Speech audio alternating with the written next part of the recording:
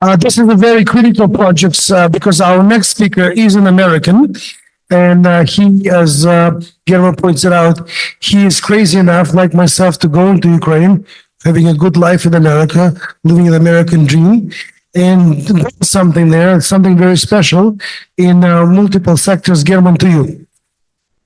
If we could possibly maybe dim the lights and put the video on for first, please.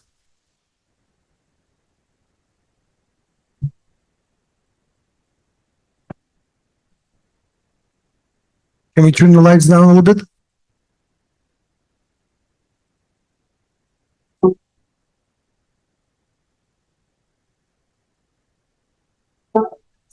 Maybe some more volume.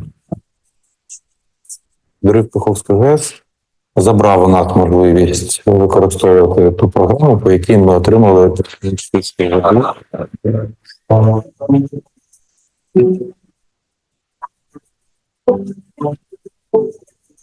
2 года вообще без воды. Вода была соленая. Коли пустили воду, солена вода, вона роз'їдала все.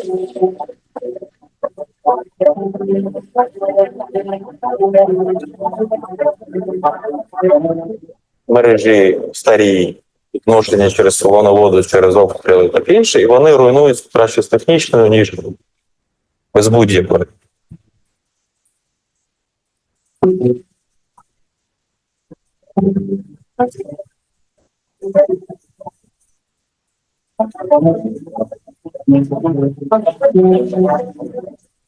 Ваше обладнання дозволяє проводити комплекс заходів щодо доочищення і доведення води до, що дуже важливо для наших громадян, тому що, давайте там скажемо простими словами, це рятує життя.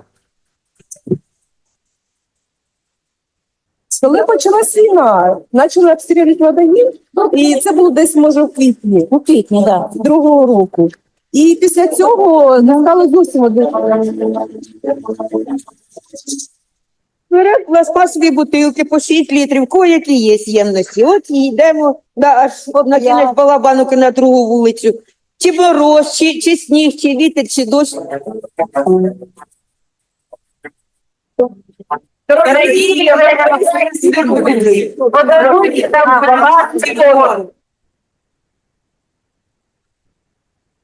Дякую. And if we could get the presentation up, please.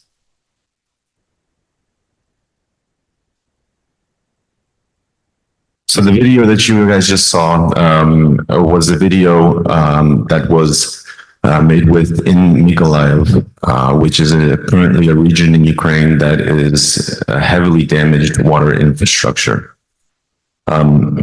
Us at Ukraina, we have signed a strategic partnership and then with REUA, Rebuild Our Ukraine. Let me just open up here 1 second, please.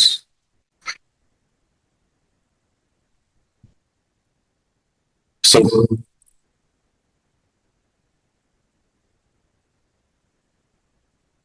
we are building autonomous water filtration systems. We all know that water is the foundation of life. It is the bedrock upon which communities are built, and without it, nothing is possible.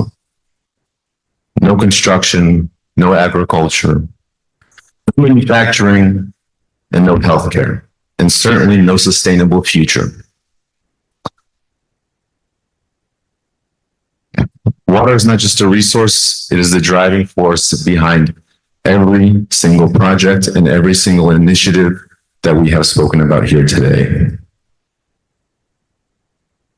Now, as many of you know, the explosion at the Kakhovka Dam caused a lot of water to simply no longer exist, which is a critical problem for the region of Mykolaiv. Ukraina has partnered with REUA, Rebuild Our Ukraine, and other global supporters, and we have deployed mobile modular water filtration systems. These systems do more than just provide clean drinking water. They give people a reason to return to their homes and rebuild lives.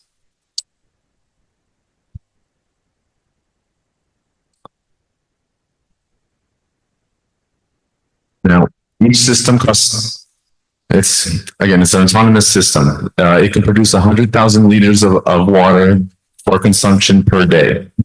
It gives the citizens of the towns and the cities where each station is installed the ability of 30,000 people per day can receive water, clean, fresh drinking water. I think we have there's 10 of these stations up in different regions of Ukraine.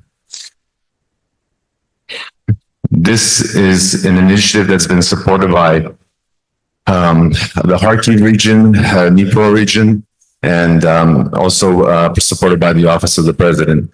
For example, 30 stations have been requested by the Kharkiv Regional Administration, 40 stations by the Dnipro Regional Administration, and as well as 147 stations by the Mykolaiv region.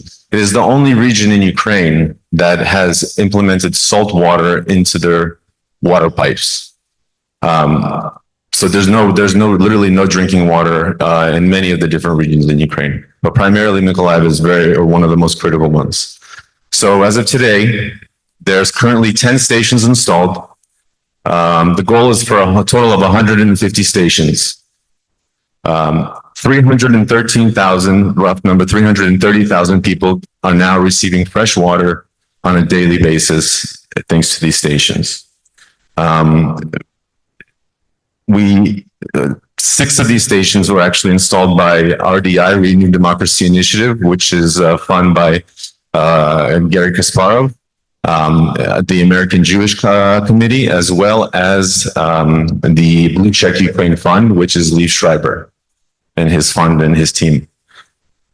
As you can see, there's a number of different organizations involved in this initiative, and we have become the U.S. strategic partner for the project in general. And we plan to, our goal is to put at least 150 stations up all around the country in the regions that are most affected and needed at the moment. So we have a Kyiv office and we have a USA office. The numbers are up here, and you can see all the information in the catalog. And if anybody has any questions, they'll be happy to answer those at a later time. I know we don't have a lot of time in general, but that's just a rough kind of quick overview of what we've been doing. German, it's amazing. It's amazing what you're doing during the war. So thank you. Thank you. And one thing I want to point out to all of you, there's myself and German, right? We are people who left Ukraine a long time ago, late 80s, early 80s, early 90s, right? There's people here who came this time. And this is a major demographic of people like us who establish ourselves as professionals with networks, with resources that we are willingly crazy enough to bring it to Ukraine now. And we want to engage many more people like German and myself who have immigrated for different reasons over a long period of time. So thank you so much, all of you, for being here today. And give them a hand, please, for a great panel.